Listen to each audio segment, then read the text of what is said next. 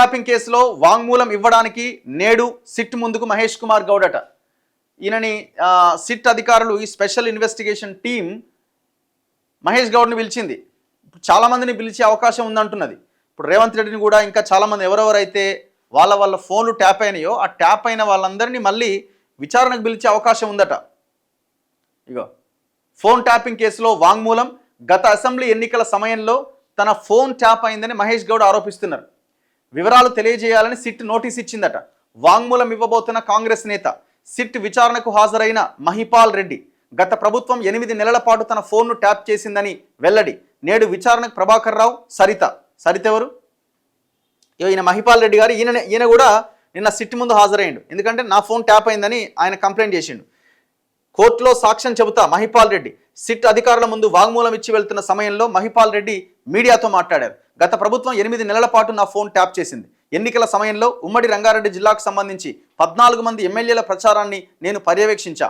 నా phone tap చేసి నన్ను ఇబ్బందులు పెట్టారు. నా ఫోన్లో ఉన్న నెంబర్ల ఆధారంగా ఎంతోమంది ఫోన్లు ట్యాప్ చేశారు. నా వాహనం వెంట నెంబర్ ప్లేట్ లేని పోలీస్ వాహనంలో నిరంతరం పోలీసులు తిరిగేవాళ్ళు. అప్పటి ఎన్నికల అధికారులకు ఫిర్యాదు చేసిన ఉపయోగం లేకుండా పోయింది. తప్పు చేసిన వారిని వదలొద్దు, కోర్టుకొచ్చి సాక్ష్యం చెబుతానని సిట్ అధికారులకు చెప్పారు మహిపాల్ రెడ్డి. సో సేమ్ ఇట్లనే ఇవాళ మహేష్ గౌడ్ కూడా హాజరు కాబోతున్నారు. ఫోన్ ట్యాపింగ్ కేసులో ప్రత్యేక దర్యాప్తు బృందం విచారణ వేగవంతం చేసింది.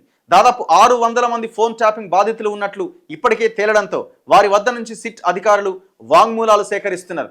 దీంట్లో భాగంగానే టీపీసీసీ చీఫ్ మహేష్ కుమార్ గౌడ్ నుంచి వాంగ్మూలం సేకరించేందుకు సిట్ సిద్ధమైంది. గత అసెంబ్లీ ఎన్నికల సమయంలో తన ఫోన్ ట్యాప్ అయినట్లుగా మహేష్ ఆరోపించారు. ఈ నేపథ్యంలోనే తమ ఎదుట విచారణకు హాజరై వాంగ్మూలం ఇవ్వాల్సిందిగా సిట్ అధికారులు ఆయనకు నోటీసులు జారీ చేశారు. దీంతో మంగళవారం జూబ్లీహిల్స్లోని సిట్ కార్యాలయానికి మహేష్ గౌడ్ వెళ్లబోతున్నారు. బాధితుల నుంచి వాంగ్మూలాల సేకరణలో భాగంగా వికారాబాద్కు చెందిన ఉమ్మడి రంగారెడ్డి జెడ్పీటీసీల ఫోరం మాజీ అధ్యక్షుడు పటోళ్ల మహిపాల్ రెడ్డిని కూడా సిట్ అధికారులు సోమవారం 45 నిమిషాల పాటు విచారించారట. ఎన్నికల సమయంలో ఎమ్మెల్సీ పట్నం మహేందర్ రెడ్డి, అప్పటి టీపీసీసీ చీఫ్, ప్రస్తుత ముఖ్యమంత్రి రేవంత్ రెడ్డితో తరచుగా మాట్లాడిన కాల్ డేటాను ఆయన ముందు ఉంచి ప్రశ్నించారట. ఆయా సమయాల్లో వారితో మాట్లాడింది వాస్తవమే అని మహిపాల్ రెడ్డి అధికారులకు వాంగ్మూలం ఇచ్చారు. ఇప్పుడు ఆల్రెడీ సిట్ అధికారులు మొత్తం డేటానంతా రిట్రీవ్ చేసి దగ్గర పెట్టుకున్నారు. ఎవరైతే మా ఫోన్ ట్యాప్ అయిందని వెళ్తారో వీళ్ళకంటే ముందు ఆ పోలీసులు వాళ్ళ ఆడియోని తీసి ముందు పెడుతున్నారట. ఇది నీదేనా ఆడియో అని. వాళ్ళ దగ్గర మొత్తం డేటా అంతున్నది. ఎన్నికల ముందు ఒక ఫోన్ నెంబర్ ఉపయోగిస్తూ మరో ఫోన్లో వాట్సాప్ ఎందుకు వాడాల్సి వచ్చిందని సిట్ బృందం ప్రశ్నించగా అప్పటికే తన ఫోన్ ట్యాపింగ్కు గురవుతున్నట్లు సందేహం కలగడంతో భద్రతా కారణాల రీత్యా అలా చేశానని మహిపాల్ రెడ్డి సిట్కు తెలిపిండట. ఇవాళ దొంగ ప్రభాకర్ రావు మళ్ళీ విచారణకు హాజరు కాబోతున్నాడట. ఫోన్ ట్యాపింగ్ కేసులో ప్రధాన నిందితుడిగా ఉన్న ఎస్ఐబి మాజీ చీఫ్ ప్రభాకర్ రావు మంగళవారం మరోసారి సిట్ అధికారుల ముందు విచారణకు హాజరు కాబోతున్నాడు. బుధవారం ప్రణీత్ రావును సిట్ విచారించబోతున్నది. ఎప్పుడు? రేపు మళ్ళీ ప్రణీత్ రావును విచారణకు పిలుస్తారట. ఫోన్ ట్యాపింగ్కు గురైన వారి జాబితాలో ఉన్న గద్వాల జెడ్పీ మాజీ చైర్పర్సన్, కాంగ్రెస్ నియోజకవర్గ ఇన్ఛార్జ్ సరితను కూడా వాంగ్మూలం ఇవ్వడానికి మంగళవారం తమ ముందు హాజరు కావాలని సిట్ నోటీసులు ఇచ్చిందట. ఫోన్ ట్యాపింగ్ బాధితుడు విష్ణువర్ధన్ రెడ్డి స్టేట్మెంట్ ఇచ్చిందట. ఎవరైనా 2023 నవంబర్ 15 నుంచి 30వ తేదీ వరకు కొనసాగిన ఫోన్ ట్యాపింగ్ జాబితా బాధితుల్లో నాటి ఎన్నికల్లో షాద్నగర్ నుంచి పోటీ చేసిన పాలమూరు విష్ణువర్ధన్ రెడ్డి పేరు కూడా ఉందట. ఈ నేపథ్యంలో స్టేట్మెంట్ ఇవ్వాలని పోలీసులు కోరడంతో ఆయన జూబ్లీహిల్స్ పోలీస్ స్టేషన్కి వెళ్ళారు. దొంగలు మొత్తం టోటల్గా దొరికిపోయి. అన్నిటికంటే భయంకరమైన కేసు ఏంటంటే ఫోన్ ట్యాపింగ్ కేసే. ఈ పైసలు తినుడు ఇదంతా ఒక కథ అయితే ఇది చాలా భయంకరమైన కేసు. ఇది దేశద్రోహం కేసు. ఇక వీళ్ళు నేను ఇప్పుడు వాడు తప్పించుకుంటాను అవకాశం ఎక్కడిది? ఈ ఫోన్ నువ్వు ట్యాప్ చేసిన ఆడియోనే బయట పెడుతున్నారు కదా. ఇప్పుడు పోలీసులు ఆడియోనే తీసి ముందు పెడుతున్నారు. కేసీఆర్ కూడా టోటల్గా దొరికిపోయింది ఇందులో. టోటల్గా మీరు ఏ కేసులో కేసీఆర్ దొరికిపోతారనంటే మీరు చూడండి. ఫోన్ ట్యాపింగ్ కేసులో కేసీఆర్ ఎక్కడ దొరికిపోయిందనంటే ఒక 2 ఆడియోలు ఉంటాయండి. 2 ఆడియోలు. ఈ 2 ఆడియోలు ఎక్కడివి అనంటే ఫామ్ హౌస్ కొనుగోలు, ఎమ్మెల్యేల కొనుగోలు కేసు ఉంది కదా.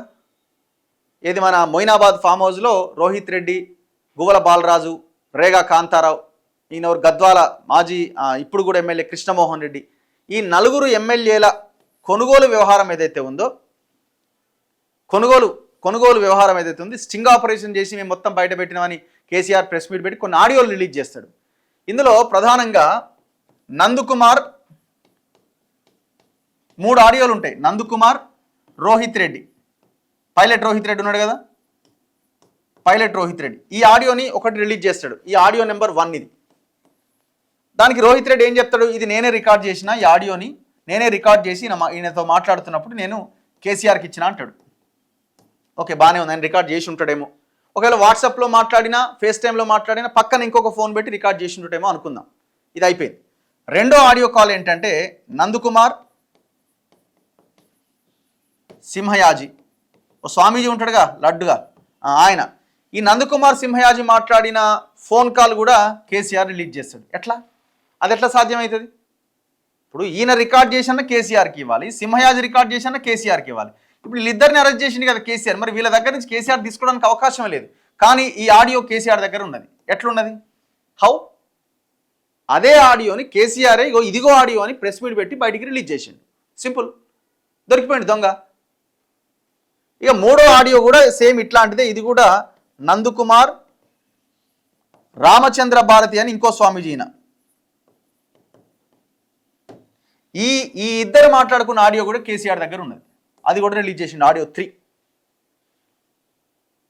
ఇప్పుడు ఏ ఆడియోలని రోహిత్ రెడ్డి ఉంటే రోహిత్ రెడ్డి ఏమైనా రికార్డ్ చేస్తే ఆయనకి ఇచ్చిండేమో అనుకుందాం, అది అంతవరకు. కానీ మిగతా సంబంధం లేని వ్యక్తులు ఇన్వాల్వ్ అయిన, అంటే సంబంధం లేని ఎవరైతే అరెస్ట్ అయినారో, కేసీఆర్కి వ్యతిరేకంగా ఎవరైతే పనిచేసినారో, మరి వాళ్ళ ఫోన్లు నుంచి ఎవరు రికార్డ్ చేసి కేసీఆర్కి ఇచ్చారు? ఎవరు రికార్డ్ చేసి ఇవ్వడానికి అవకాశం లేదు. 100కి 100% ఫోన్లు ట్యాప్ చేసిండు. అత్యుత్సాహంతో నేను బయట పెడుతున్నా అని బీజేపీని ఇరికించే ప్రయత్నంలో భాగంగా మీడియాకి రిలీజ్ చేసిండు. అందరూ జడ్జిలకు, అన్ని రాష్ట్రాల ముఖ్యమంత్రులకు పంపించాడు. ఇప్పుడు ఇది చాలా కీలకం. కానీ దీని ముందు కదులుతలేదు ఫైలు. రేవంత్ రెడ్డి దీన్ని కదిలిస్తే కేసీఆర్ అరెస్ట్ అయిపోతాడు. సింపుల్. మరి అది ఏం చేస్తారన్నది చూడాలి.